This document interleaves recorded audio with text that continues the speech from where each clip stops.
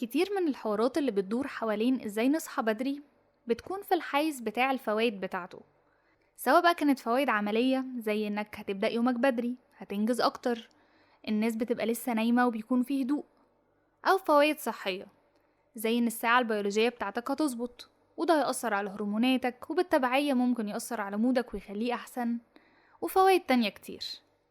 وبصراحة انا ما اعتقدش اني عمري قابلت حد بينكر ان الصحيان بدري مفيد. كلنا عارفين انه مفيد، بس بالرغم من ده برضو مش عارفين نصحى بدري، وفي ناس فقدت الامل اساسا. والسؤال هنا، طب ليه؟ مادام احنا عارفين انه كويس ومفيد لينا، ليه مش عارفين نعمله؟ من تجربتي لقيت انه تقريبا في 3 اسباب رئيسية.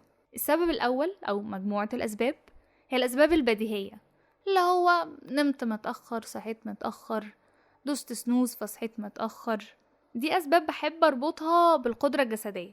هل أنت سهلت على جسمك إنه يصحى بدري ولا صعبتها عليه؟ تاني سبب هو سبب نفسي أكتر، وهو fear of missing out أو الفومو، أو إن أنا خايف حاجة تفوتني. صحابي مثلا كلهم بيسهروا وعيلتي كلها بتسهر، الناس كلها اللي حواليا بتسهر، فبالتالي انا لو دخلت نمت بدري ممكن يحصل حاجة، خروجه مثلا ناس خارجاها متأخر يتكلموا في حاجة يتبسطوا من غيري، فانا ببقى خايف ان في حاجة تفوتني بغض النظر الحاجة دي شكلها عامل ازاي. تالت سبب وهو برضو نفسي، هو ان ممكن اكون بسهر في محاولة ان يحس اني مسيطر على وقتي وحياتي، وده على الاغلب بتحسوا الناس اللي يومها كله رايح في الشغل او المذاكرة وحاسة ان ما عندهاش سيطرة حقيقية على وقتها، فانا هسهر حتى لو قاعد بقلب في فيديوهات على التيك توك ومش مستفيد ولا مبسوط حتى، بس بمزاجي. طب انا عندي سبب من الاسباب دي او عندي الاسباب دي كلها، اتعامل معاها ازاي؟ خلينا نمسكهم سبب سبب ونشوف حل لكل واحد. اول سبب حله انك تسهلها على جسمك انه يصحى. بس قبل ما نبدأ الموضوع ده خليني اوضح حاجة مهمة.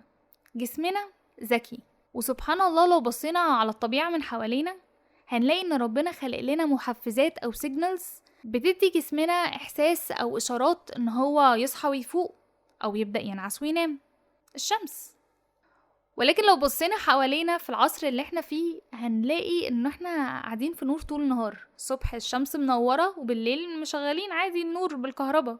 وعلى عكس الشمع بتاع زمان والاضاءات القديمة، الإضاءة اللي موجودة حاليا في بيتنا أغلبها بتكون بتطلع بلو لايت، نفس الأشعة اللي بتطلع من الأجهزة بتاعتنا زي الموبايلز واللابتوبس وأغلب الشاشات. البلو لايت دي بتدي إشارات لجسمنا إن هو يفوق ويصحى، على عكس الشمعة ما بتطلعش قوي بلو لايت، فعشان كده زمان ما كانش عندهم المشكلة بتاعتنا دلوقتي. فأول خطوة عشان خاطر أتخطى حاجة زي كده هي إن أنا أبدأ أدي أنا إشارات لجسمي وهيئه إن وقت النوم قرب، وده بيبدأ من اليوم اللي قبلها. فأنا مثلا عايز أنام في وقت معين، فقبليها ب3-4 ساعات هبعد عن الشاشات والمنبهات. الشاشات زي الموبايلز واللابتوبس والحاجات اللي ذكرتها، او ان انا استخدم الاي كومفورت مود اللي فيها الحاجه اللي بتخلي الشاشه مصفريه شويه، ده بيقلل شويه من البلو لايت لو مش عارف ان انا ابعد عنها تماما. واني ابعد عن المنبهات، اي حاجه فيها كافيين مثلا شاي قهوه ماتشا، طبعا بديهيا الحاجات دي بتفوق. ولو اعرف كمان ان انا اقلل الاضاءه في البيت ده هيكون افضل بكتير، او اتعرض لاضاءه اقل قبل وقت النوم ده هيكون طبعا افضل بكتير لو حد عنده القدره على ده، بحيث ان انا كده ابدا ان انا اهدي الدنيا. والواحد لما بيقلل النور بيبقى الدنيا بتبقى ابطأ شويه، فالجسم يبدا كده انه يهدى من السرعه اللي عمال يجري بيها طول اليوم. ويا سلام بقى لو الواحد يعرف يعمل كده روتين او نشاط معين كده قبل ما ينام، بحيث انه جسمه مع الوقت يربطه بالنوم، زي مثلا عند البنات السكين كير روتين، او حتى ببساطه غسيل الاسنان. نعمل نشاط نكون بس بنعمله بالليل بشكل معين يكون بيتعمل بالليل، بحيث جسمنا هو يربط الدنيا ببعض. بعد ما ظبط لنفسي الروتين ده، جه الوقت ان احنا نخش ننام ونظبط المنبه. بس قبل ما نظبط المنبه في تنويه مهم محتاجة اذكره في النقطة دي. جسمنا ذكي، فلو هو بيعمل مثلا نشاط معين في حتة معينة، فهو رابط الحالة بتاعة الصحيان او النوم بالمكان ده. يعني من الاخر لو انا بذاكر او بشتغل من السرير، جسمي هيبقى رابط ان احنا هنا بنبقى بنعمل حاجات احنا محتاجين نبقى فايقين فيها، فاحنا هنصحى. فبالتالي ما هاجي اخش السرير عشان خاطر انام، هلاقي نفسي فايق ومش عارف انام ليه، لان انا قاعدة بشتغل هنا.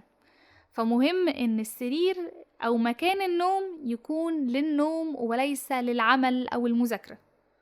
عشان كده في ناس لما بتيجي تذاكر على السرير بتلاقي نفسها نامت، ولو عملت ده كتير كفاية بتبدأ ان هي ما تعرفش تنام بالليل. هنظبط المنبه، محتاجين نظبطه على عدد ساعات كفاية لينا بحيث ان احنا برضو يعني نبقى صاحيين فايقين. وفي نفس الوقت محتاجين نراعي السايكلز بتاعة النوم. النوم بتاعنا بيتقسم لدورات سايكلز فيها مراحل مختلفة.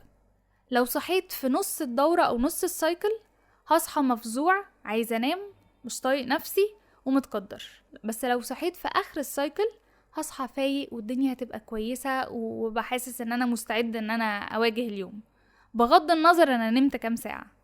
المتوسط بتاع السايكل بتاعة النوم في المتوسط حوالي 1.5 ساعة.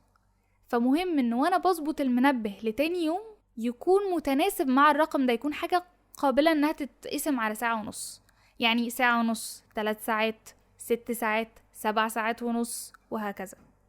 وبرضو مهم ان انا احط في اعتباري ان انا ما اخش السرير مش هنام على طول، في فترة انا بروح فيها في النوم.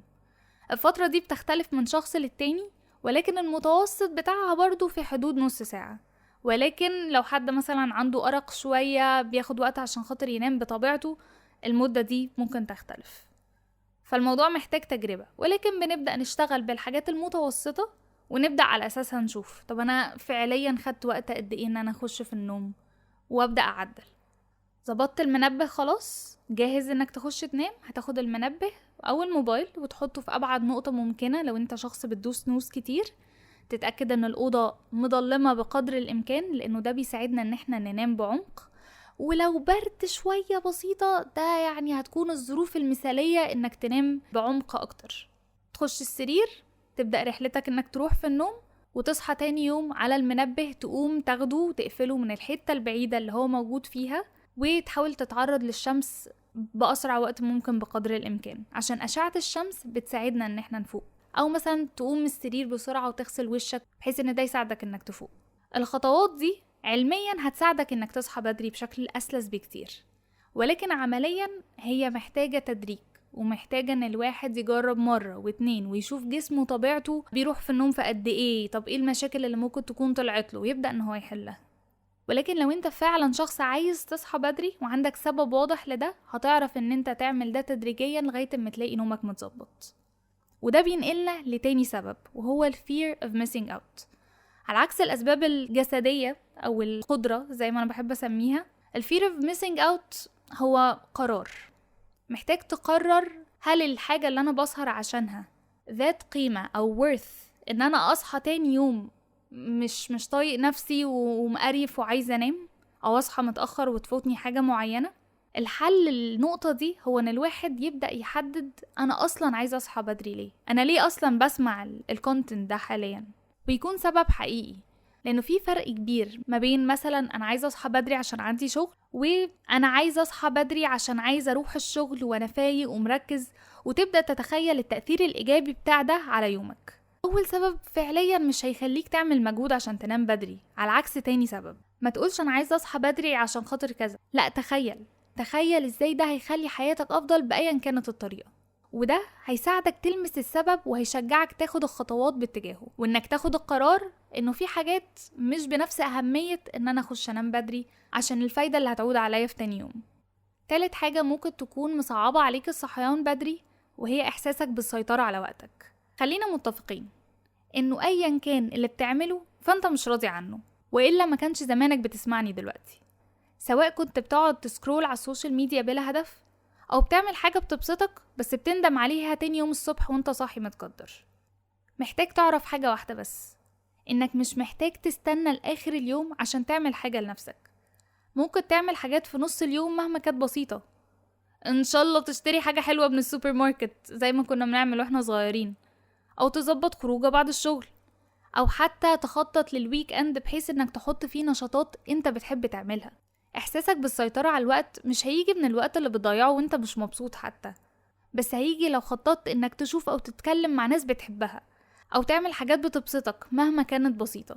ساعتها بس هتلاقي ان مش فارق معاك ان اليوم كله اغلبه شغل او مثلا التزامات، لان قصاد ده في يوم تاني هتعمل فيه حاجة ليك انت. الصحيان بدري او عدمه هو مش مسألة احسن واوحش، هو قرار. لو انت عايز تصحى بدري خد القرارات اللي هتساعدك على ده، ولو عايز تصحى متأخر خد القرارات اللي هتساعدك على ده. كل حاجة ليها مميزاتها وعيوبها، وفي الآخر احنا اللي بنتحمل نتائج قراراتنا مهما كانت. فاختار اللي هيخلي جودة حياتك أفضل، بس اختاره وما تسيبش البيئة والظروف اللي حواليك هم اللي يختاروا لك. وبس كده، أشوفكم على خير في الحلقة اللي جاية.